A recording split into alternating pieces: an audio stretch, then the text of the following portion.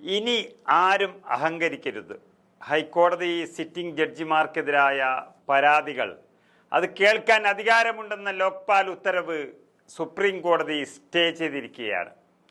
അങ്ങേയറ്റം അസ്വസ്ഥതപ്പെടുത്തുന്നതും ജുഡീഷ്യറിയുടെ സ്വതന്ത്രമായ പ്രവർത്തനത്തെ ബാധിക്കുന്നതുമായ ഏറെ പ്രാധാന്യമുള്ള വിഷയമാണിത് എന്ന് ചൂണ്ടിക്കാട്ടിയ ജസ്റ്റിസുമാർ BR ഗവായ്, സൂര്യകാന്ത് SOK എന്നിവരടങ്ങുന്ന ബെഞ്ച് മറുപടി നൽകാൻ ലോക്പാൽ രജിസ്ട്രാർക്കും കേന്ദ്ര സർക്കാരിനും നോട്ടീസ് അയച്ചിരിക്കുകയാണ്. ഹൈക്കോടതിയിലെ 2 സിറ്റിംഗ് ജഡ്ജിമാർക്കെതിരായ പരാതി ലോക്പാൽ പരിഗണിച്ച് വാദം കേട്ട് തുടങ്ങിയതിനെ തുടർന്നാണ് സുപ്രീം കോടതി സ്വമേധയാ കേസെടുത്ത് ഉത്തരവ് സ്റ്റേ ചെയ്തിരിക്കുന്നത്.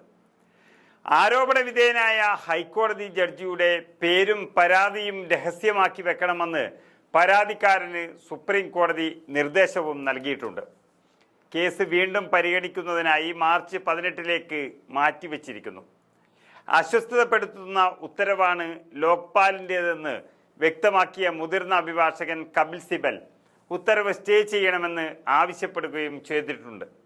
ഈ കേസിൽ കോടതിയെ സഹായിക്കാൻ സന്നദ്ധരാണെന്ന് കപിൽ സിബലും BH മർലാപ്പള്ളയും അറിയിച്ചിരിക്കുന്നു. 2013 ലോക്പാൽ ലോകായുക്ത നിയമത്തിലെ പൊതുപ്രവർത്തകന്റെ പരിധിയിൽ ഹൈക്കോടതി ജഡ്ജിയും ഉൾപ്പെടുമെന്നായിരുന്നു ജനുവരി 27 ലോക്പാൽ ഉത്തരവ് പറയുന്നത്. എന്നാൽ സുപ്രീം കോടതി സ്വമേധയാ കേസെടുത്തതോടെ റിട്ടയർമെന്റ് ജസ്റ്റിസ് MM ഖൻവിൽക്കർ അധ്യക്ഷനായ ലോക്പാൽ ഫുൾ ബെഞ്ചിന്റെ ഉത്തരവ് നിയമവിരുദ്ധമാണെന്ന് കേന്ദ്ര സർക്കാർ തന്നെ വ്യക്തമാക്കുകയും ചെയ്തു. ഹൈക്കോടതി ജഡ്ജിമാർ ഒരിക്കലും ലോക്പാലിന്റെ പരിധിയിൽ വരില്ല എന്ന് കേന്ദ്ര സർക്കാരിന് വേണ്ടി ഹാജരായ സോളിസിറ്റർ ജനറൽ തുഷാർ മേത്ത ബോധിപ്പിക്കുകയും ചെയ്തു.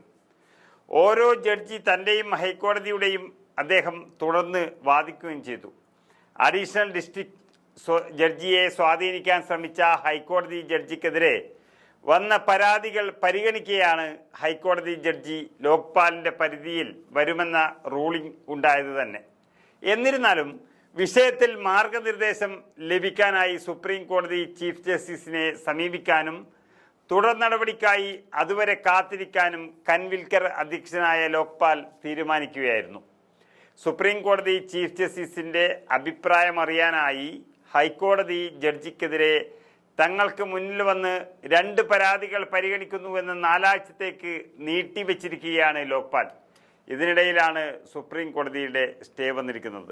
ഏതായാലും സുപ്രീം കോടതിയുടെ വിധി കേട്ട് രാജ്യമൊന്നടങ്കം ഞെട്ടിത്തരിച്ചിരിക്കുകയാണ്.